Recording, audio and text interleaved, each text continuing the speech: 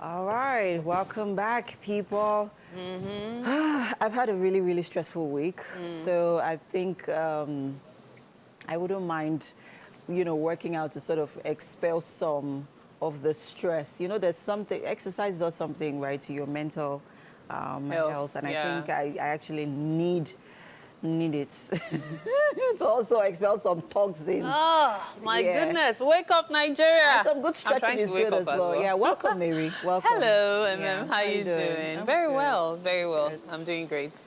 Okay, so what's up? Yeah, so many things happened over the week, like I said. So it's been quite, should I say, tumultuous week. Yeah, it has been.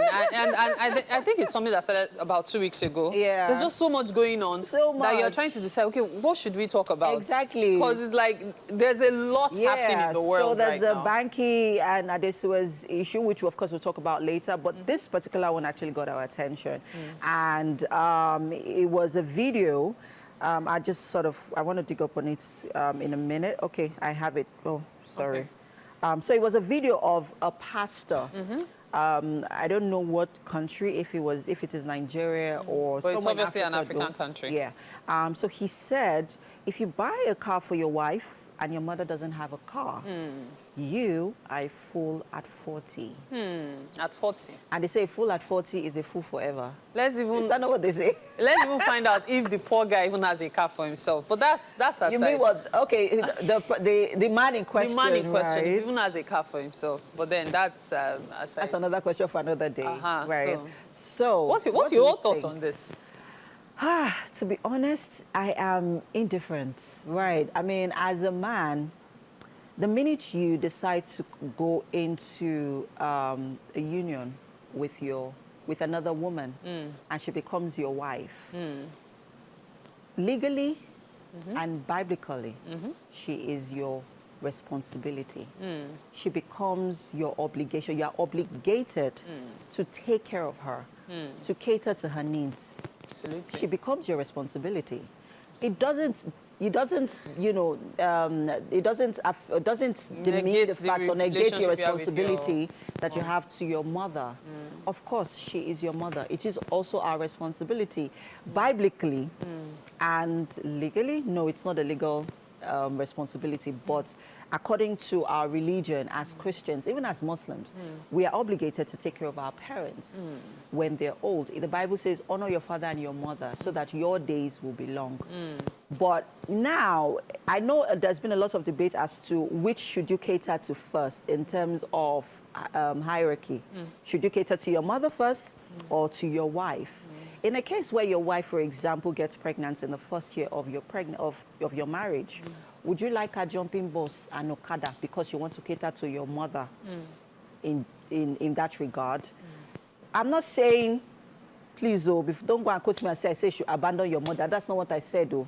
That's what I said. No. Because you definitely get misquoted now. I understand you. I don't want to be misconstrued in this matter, please.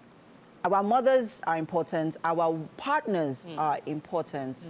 You decide on what is, priority to you in regards to their needs and wants. Okay, so that's my opinion on unfortunately, and I'm starting with unfortunately. Unfortunately, my opinion differs. And that's your mother first. Yes, I've always believed that a man who takes care of his mother, it will spill over to his wife. That's always been my belief. And I know it might sound weird, and it might sound like silly, and I know 1,001 women will come after me like, what are you talking about? Yeah, but maybe we've seen cases where I've never seen a problem with a man buying a car for his mom, even when the wife is jumping bus pregnant. This is me speaking. I've never seen a problem with it. Personally, I will do everything I can to make my parents comfortable within my means. So I've always believed that the way I think of my parents is the way I would expect my spouse to think of his parents and to also give them the best he can while they are still alive. I've said something before, and I'm going to say it again. Oftentimes, we are growing older, right? We are, we're celebrating new birthdays. Yeah. But then we forget that even as we are growing older, our parents are even elderly. Your mom might be 50 now, and you are, say, 20 years old. But then keep in mind that In about 20 years' time, it's 50-50 if she'll still be alive. You never can tell. 20 years' time, you're 40. Well, not a fool at 40. Yeah, but you never can tell just how much more, how much longer your mom has. This is my opinion, though. So this whole issue of, just like we spoke about last week, of front seats issues, I have never, ever considered it an issue. See, give your mom the best you can while she's alive. I agree with you, right? And do what you can for the family as well. That's just Let me tell you something interesting. One of the requirements, or would I say criteria, I was looking for in regards to finding a spouse. Because, I mean, yeah, we also find spouses, not only men that find spouses. They don't. Was his relationship with his mother. I was very how he treats the females in his life. Exactly. Well, I don't care. Well, not the other females. Maybe his sisters and relatives, yes. But because now, like his sister. No, some men like to feel like, oh yeah, all and sundry. No, no, not all and sundry. Just the female relatives, which I feel like you have a bit of obligation to them, not 100%, but some obligation to them. So that was one of the things that I was looking for, because I know that if he has a good relationship with his mom, if he treats his mom well, if he loves her, he's going to extend that, love, and care and indulgence. And indulgence. Yes. He's going to be kind. Yes. Kind is one, critical factor that I look out for in any person, character that I look out for. But, however, we have seen cases where men who love their mothers. We have seen cases of mommy's boys. Those ones are special cases. Exactly. Who treats their wives in a terrible really manner. Terrible manner. We've seen. So you need to also. That's so the wisdom you need to. Yeah. So we should decipher. So you need that discernment to be able to identify, is your husband a mommy's boy? Or just someone who loves his mom a lot? Or just someone who loves his mom a lot. That is something that you need to figure out by yourself. Also based on, his attributes and the way, there's some awkward, moments between a son and a mother that just leaves you wondering, like, what is happening here? I thought you were a remark for a moment. But really, what you've said is the truth. If you're the woman who's going to tolerate things like your husband to your mom first all the time, then it is important to be able to discern what you're doing. Is it to your own benefit or to your own detriment? Because you might be looking out for his mom, meanwhile she's like, good.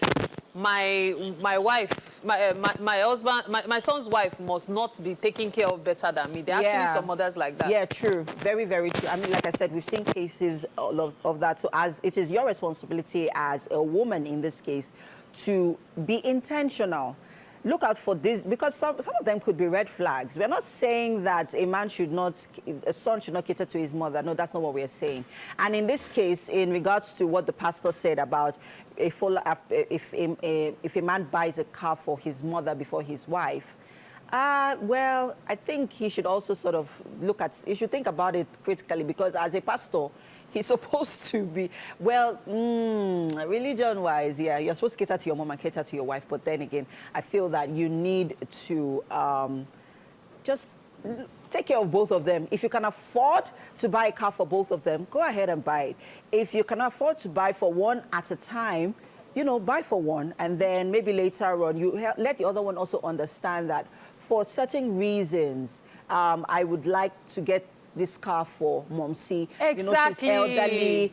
She has errands a case has to be made to make it easier for her. Yes. Let your wife understand that. And if you have to buy a car first for your wife, you also need to let your mother understand that, Mommy, because of whatever reasons, children runs, she's pregnant, whatever reasons, I would get a car for my wife first, and then later on we can now cater to your needs in that regard. But you need to let both parties understand so that there is no animosity. Exactly. Between this, because it's very easy for daughter-in-law and mother-in-law issues to, they say, I bought her a car, she has used jazz, she has washed and put, she has all that. So, please, ensure that there's clarity and there's communication. Exactly. You see, communication and discernment, very important. As a woman, know when to take a step back. But it's also important to ensure that it is done respectfully. You want to buy a car for your mom. I'm cool with it, but did you have a conversation with me first? Because there are some men that they take millions of decisions without even consulting their wives, and that's always a problem at the end of the day. And well, it's been an interesting conversation here. Let us know what your thoughts are. Use the hashtag WakeUpNigeria on TVC. Would you rather get a car for your wife first or for your mother? Buy for your mother, I beg. Let us know, guys. We'll be right back. The show continues shortly.